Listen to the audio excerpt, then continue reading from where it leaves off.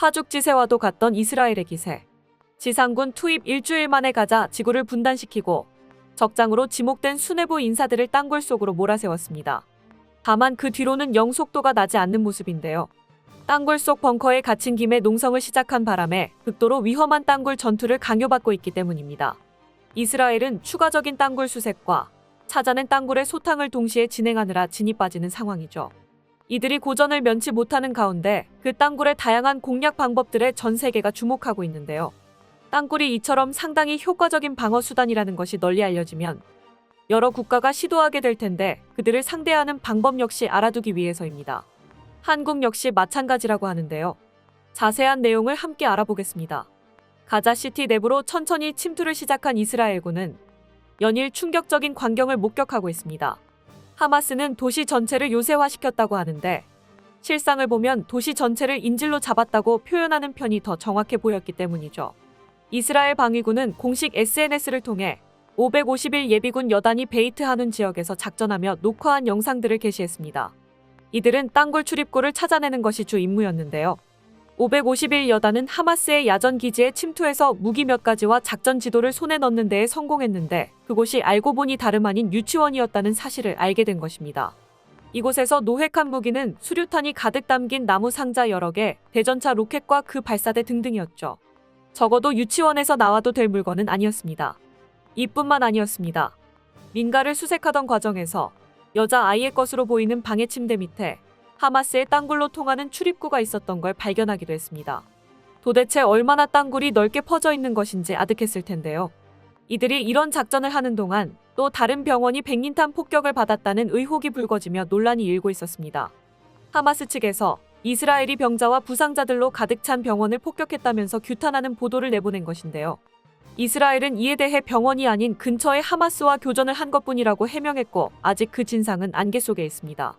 하지만 앞서 본 바와 같이 하마스는 아이나 병자들마저 거리낌 없이 방패로 삼는다는 것이 밝혀진 상황이라 이스라엘에게 선택의 여지가 없었다는 것이 중론입니다.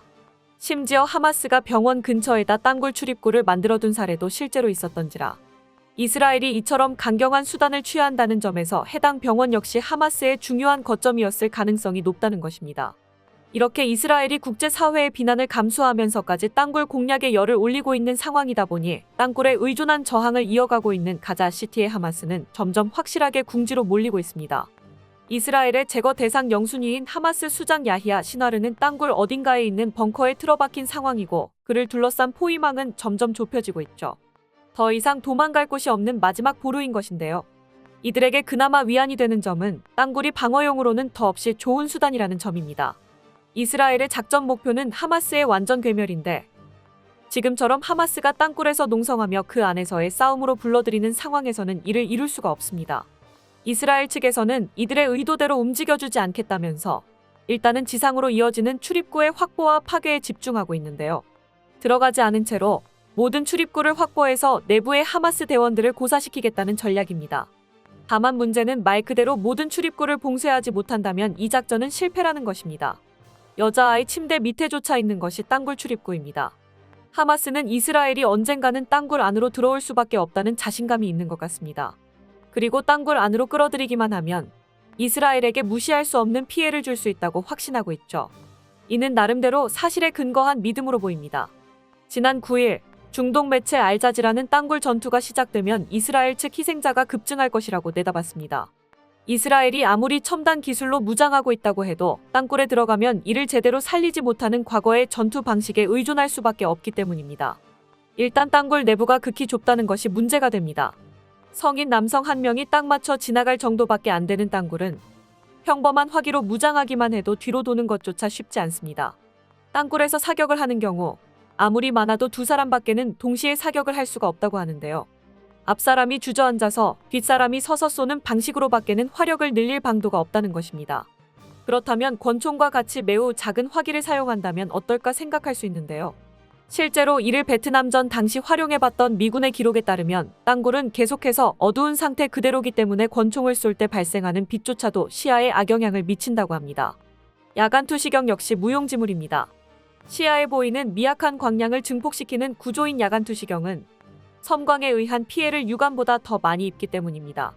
이 때문에 이스라엘군은 총구 섬광을 제어하기 위해서 소음기를 장착하는데, 이러면 다시 필연적으로 총기가 길어져 거추장스러워지고 화력을 감소시키게 되죠. 비슷한 이유로 폭발물 역시 사용이 제한됩니다. 수류탄이나 섬광탄 등의 섬광은 땅굴 내에서는 아군의 시야까지 뺏을 위험이 있으며 심지어는 갱도가 붕괴할 우려까지 있습니다. 이처럼 사용할 수 있는 무기가 극히 제한되다 보니 매체에서는 땅굴 내에서의 전투가 대검이나 정글도를 통한 원시적인 육탄전이 될 수도 있다고 내다보고 있습니다. 땅굴 안에서는 위치가 발각될 우려 때문에 조명 사용도 제한되고 지상과 연락하려면 유선 전화선까지 깔면서 다녀야 합니다. 무엇이든 간에 공격자의 진격 속도를 늘어뜨려서 희생자를 늘리는 구조입니다. 이렇게 땅굴이 불공평한 전투를 강요하다 보니 역시 이스라엘 입장에서는 출입구를 틀어막는 것 외에 방법이 없다고 여기는 모양인데요. 사지로 뛰어드느니 정말로 땅굴의 모든 출입구를 찾아낼 작정으로 보입니다. 땅굴 안에서는 무용지물이 되는 첨단 기술을 10분 활용해서 말이죠. 다행히 이스라엘은 서방의 지원을 등에 업고 있는 데다 자체적인 기술력도 어디 가서 꿀리지 않습니다. 이 모든 기술적 역량을 땅굴 탐지에 활용하고 있는 사례들이 있는데요. 영국 언론 이코노미스트가 이를 소개하고 있습니다. 우선은 드론인데요. 개전 이후 이스라엘은 엄청난 양의 감시 드론을 가자지고 정찰에 활용하고 있습니다. 하마스에게 드론을 격추할 수 있을 만큼 고도의 방공 능력이 없다 보니 가자지구는 이스라엘의 드론에 사실상 무방비하게 노출되어 있는데요. 그 점을 활용해 이스라엘은 가자지구를 말 그대로 24시간 감시하고 있습니다. 땅굴을 상대로 이는 매우 유용한 전략인데, 하마스가 건물 등으로 땅굴 입구를 감춰놓는다고 하더라도 사람이 오고 가는 것까지는 숨길 도리가 없기 때문입니다. 이스라엘의 경험상 한 무리의 사람이 건물 안에 들어가서 24시간이 지나도록 나오지 않는다면 그 건물은 거의 확실하게 땅굴 출입구였다고 합니다. 또한 이스라엘에는 지하로 보낼 수 있는 레이더도 있다고 하는데요. 이를 활용하면 관측 지점을 기준으로 30m 내의 빈 공간을 탐지할 수 있다고 합니다. 잘 작동한다면 지도까지 만들 수 있는 유용한 도구인데요.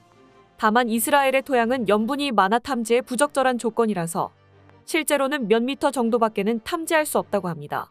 그래서 매우 제한적으로 쓰이는 도구죠. 이런 단점을 해결하기 위해서 이스라엘은 음향 탐지 기법 역시 활용하고 있는데요. 선박이나 잠수함에서 쓰이는 바로 그 소나를 이용하는 것입니다. 지하의 빈 공간으로 음파를 쏴서 그 방향을 분석하는 방식으로 땅굴을 역추적할 수 있다고 합니다. 또한 지하 벽면을 타고 흐르는 진동을 분석하면 땅굴이 새롭게 뚫리는 것을 포착할 수 있다고도 하죠. 이 음향 탐지로는 지하 100m까지 탐지할 수 있다고 하는데 의외로 상당히 정교하다는 것을 알 수 있습니다. 또 다른 방법으로는 매설되어 있는 통신용 광 케이블을 활용할 수 있다고 합니다. 의외로 광 케이블은 지하의 진동에 매우 민감해서 중력계와 비슷한 역할이 가능하기 때문입니다. 영국의 신생 기업 실리콘 마이크로 그래비티가 내년 말까지 이 현상을 이용한 중력계를 개발해 이스라엘을 지원하기로 했다고 합니다. 마지막으로는 위성 레이더를 활용하는 방법입니다. 위성으로 광학 촬영을 하는 것이 아니라 레이더 반사를 이용해서 상을 얻는 방식인데요. 전파가 구름을 뚫을 수 있으므로 기상 상태에 영향을 받지 않을 뿐더러 지표면의 높이 변화까지 밀리미터 단위로 감지할 수 있어 매우 정교합니다. 이를 통해서 땅굴을 파내느라 나온 흙을 쌓아놓은 장소라던가 땅굴이 생겨서 약간 밑으로 꺼진 부분을 찾아낼 수 있다고 하죠. 24시간 위성으로 감시하면서 수집한 이미지의 변화를 AI로 분석하면 땅굴일 가능성이 높은 위치를 알아낼 수도 있다고 합니다.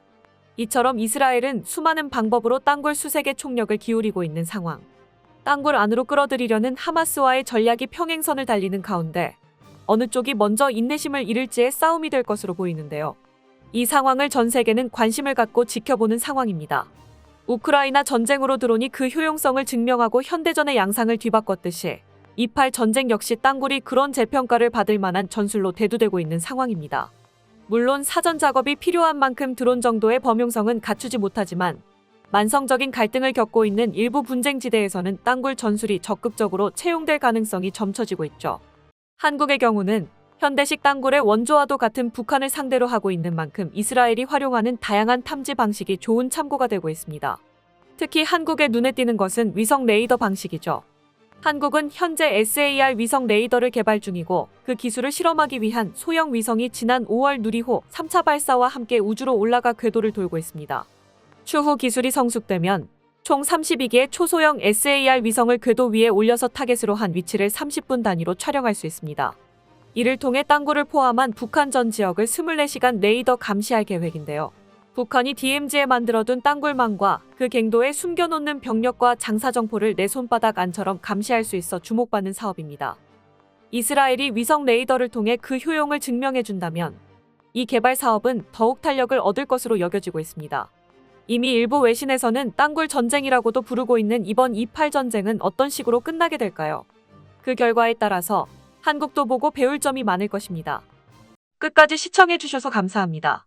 도움이 되셨다면 좋아요를, 다른 이야기도 궁금하시면 구독을 눌러주세요.